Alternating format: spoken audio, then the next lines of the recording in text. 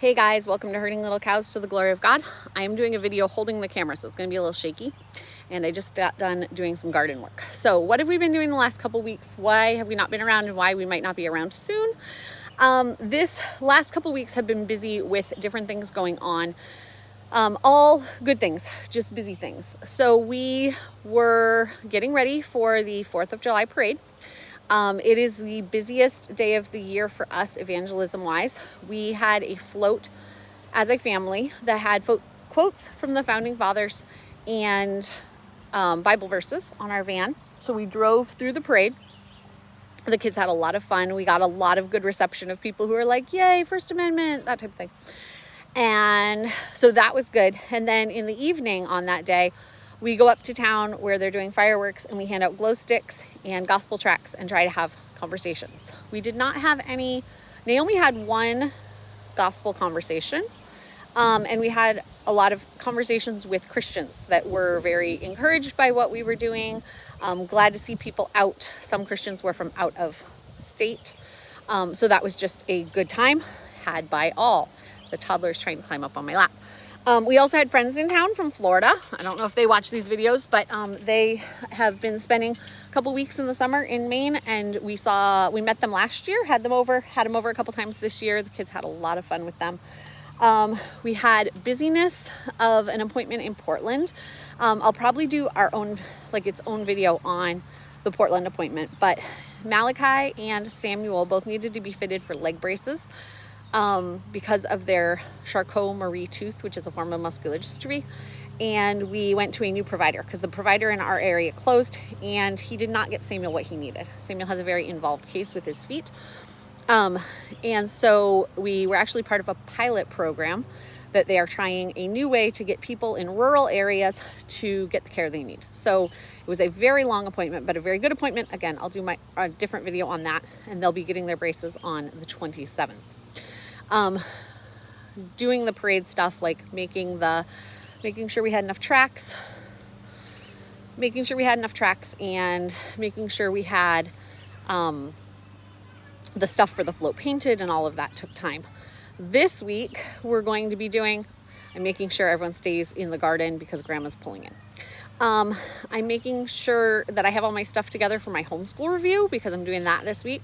A dear friend from high school started homeschooling her daughter this year, and so her and I are doing a group review with our reviewer to go talk over how we've done this year and get our letters to be able to send to the state. In our state, we have to have a review by a certified teacher, so that's what we're doing. Our church is doing a family fun day at our camp. Our church just got put in charge of the ministry of a camp, so we're doing a family fun day there with fellowship and food. That's going to be really fun. The kids are looking forward to that. And last week we had some really hot days. So we did days of in the pool and days of avoiding heat. In Maine, we have a handful of days in the summer that are super hot, but we had heat indexes over 100. It was just ridiculous for what our bodies are used to and what our buildings are used to. We don't have air conditioning in every building and stuff. This coming week is a fairly easy week. Time to get rested up. I've been trying to rest on the not busy days because we've had so many busy days, and just being early pregnancy, dealing with nausea and stuff, just trying to rest when I can. That's why I'm resting right now while they're working in the garden. And then next week we are going to camp. There are people staying at our house, so I'm fine saying this because our house will not be empty. But we are headed to Camp Constitution. We've never been there before, so I can't tell you a whole lot about it, except we're at a retreat center. We will be together as a family for meals and recreation and stuff, but then there's also class time for the big kids, the teenagers and adult group. There's a middle group and then the little kid group. Because of our family structure, Mark will be going to the middle level group because Josiah's in there, and to make him safe with his seizures. And then I'll go with the littlest kids to the little kid group because I need somewhere to go with Elisha anyway. So that's going to be Sunday through Thursday next week. So I have packing and stuff to do for that. So you'll see us. You might not see us. I might make videos ahead of time to put out while we're at camp, but I don't know if I'm actually going to have time for that. just with everything else going on. It's summer and we want to just enjoy time as a family, enjoy time being able to go out and do things while we have the chance. Also, you can look forward to, we'll be documenting after we get home. I just had a bug fly in my mouth.